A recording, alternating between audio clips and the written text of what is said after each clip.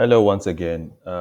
Continuing our discussion or this tutorial in MySQL Workbench. Um, I suppose some of you might have noticed that you don't have some of these databases that I have in my schemas section here in the navigation panel. Obviously, this is because I created these databases. Some of them are also sort of template databases that you can find online. So the Sakila database, for example, is very popular for teaching MySQL. All right, so we can go over that later, how to get this database installed. But today, right now, I'm just going to show you how you can create a database from scratch. Okay. Now there are two approaches we have. Okay, we can either do it graphically, all right, using the graphical user interface, or we can write actual SQL commands. All right. Of course, since we can start off with the visual, and then we can then go on to look at the commands themselves. Okay.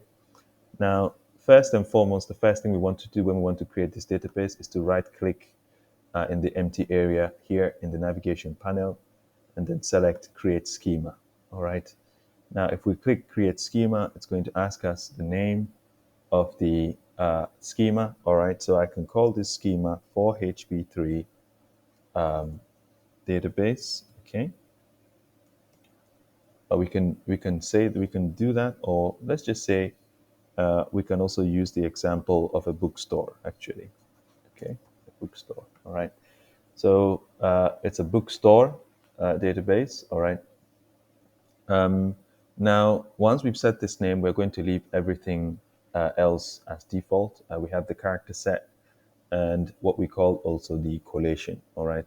Now, in terms of what the character set is supposed to do, the character set determines which letters, all right, and symbols can be stored, and then also by selecting UTF-8 and B4. Yes, UTF-8 and B4.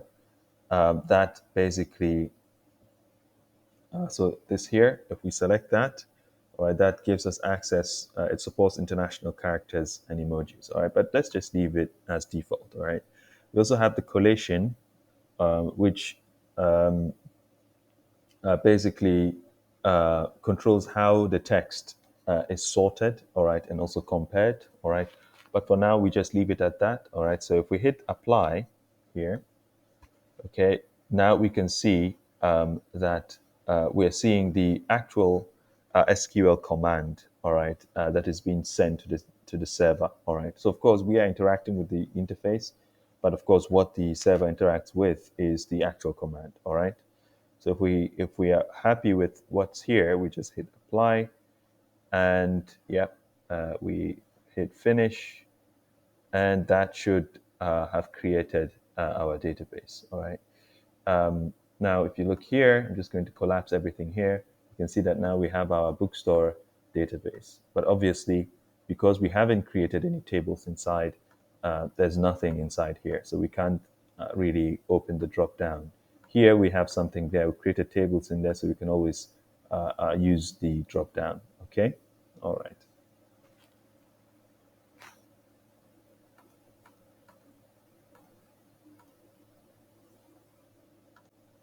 Now, of course, what we showed so far was how, of course, the character set, we use the default. So you can see that in the SQL command itself, there was no information about character set in the collation.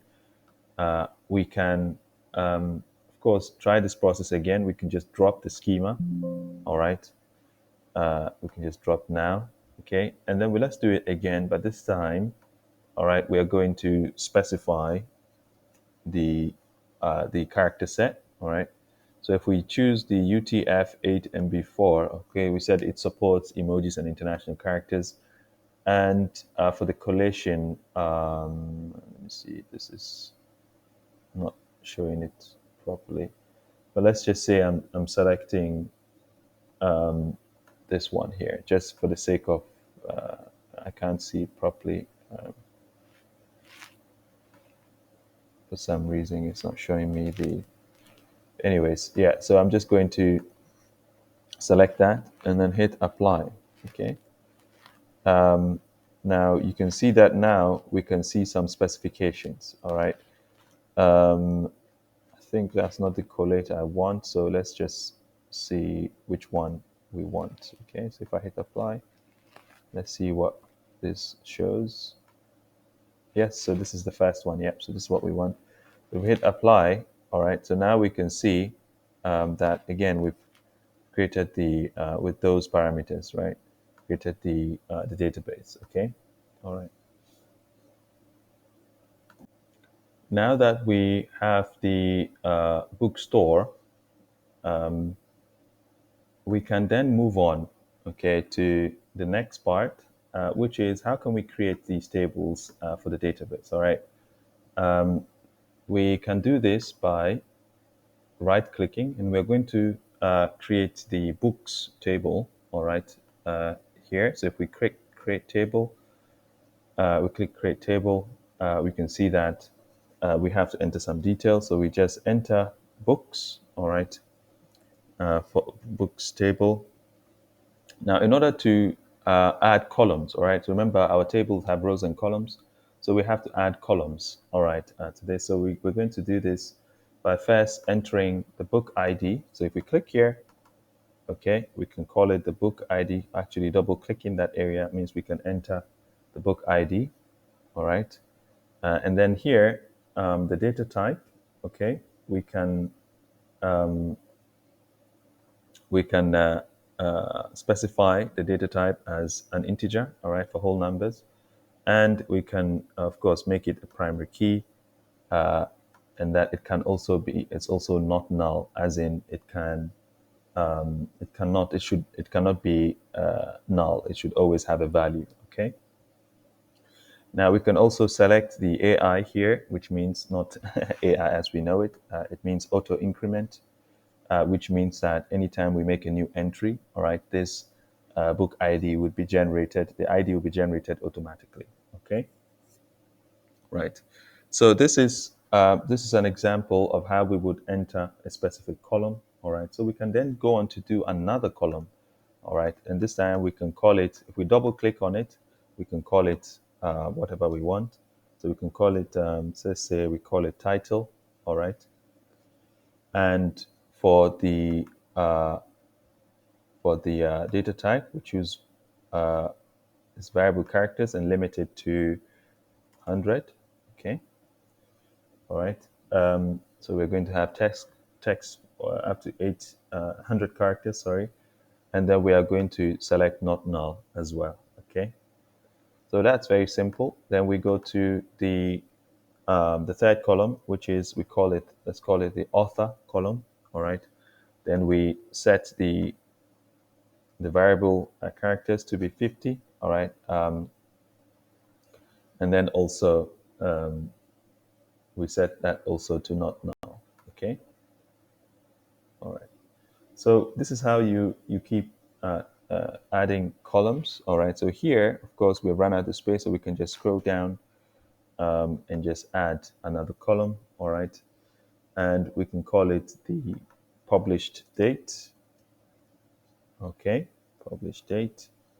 And the data type, we can just make it into a date. All right. So you have all these different data types. So if we select date, all right, that should do it. And of course, since we can have, yeah, so we can leave that. And then we can have the price, example, another price. And the data type, we can set it as a decimal, all right? All right, which has the following, all right, which represents, okay, numbers with two decimal places, okay?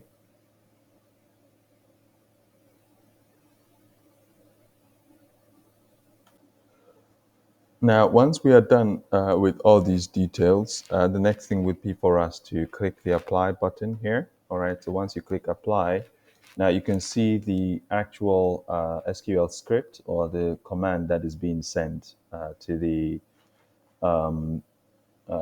server. All right, so of course, in due course, so far we are looking at the graphical interface. All right, and we will be looking at how we can become proficient in writing some of these commands. All right, so if we hit apply, it should execute the command. And if we hit finish, right, if we examine our bookstore database, all right, now we should have the books table. All right, so I'm just going to click that. So you can see that we have the books table, and in our information panel, we can see that we have information on that. We have the book ID created. It's an integer, and it's also a primary key, which has been set as auto increment. You have the title, author, publish date, and the price. All right, all specified here. Okay. Now, of course, what you can also do is if you have already some data inserted into this already, you can just click select rows. And in this here, results grid, we can see the table, right? So obviously, we haven't entered any values here. So all we see is the table along with those values, okay? All right.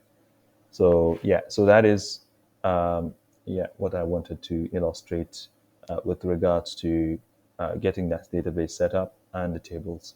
Now it's now your turn, all right, to try to, of course, try to replicate the same bookstore, all right, or you can be more inventive. You can be more creative about the table you want to create. Once you've done this, please raise your hand and share this in the Teams chat, a screenshot into the Teams chat.